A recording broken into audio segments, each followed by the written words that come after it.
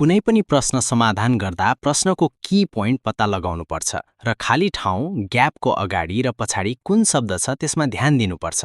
व्याकरणको नियम जापानी भाषामा हिँड्ने वा चलयमान क्रियापदहरू मुभमेन्ट वर्ब्ससँग प्राय ओ पार्टिकलको प्रयोग हुन्छ। प्रश्न र समाधान। प्रश्न वातासिता चिवा किनो कोएन साम्पो सिमास्ता।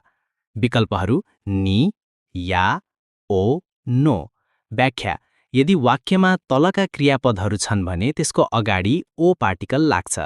आरुकिमास हिँड्नु, वातारिमास तर्नु वा क्रस गर्नु, साम्पोसिमास डुल्नु वा टहल्नु, हासिरिमास दौडनु, तोबिमास उड्नु। यहाँ साम्पोसिमास्ता आएकोले खाली ठाउँमा ओ पार्टिकल उपयुक्त हुन्छ, त्यसैले एन्सर ओ हुन्छ। कुनै पनि पार्टिकल नबुझेमा कमेन्ट गर्नुहोस्, त्यसको भिडियो बनाइदिनेछु। सेन्टेन्स सहित पठाउनु भयो भने झन राम्रो।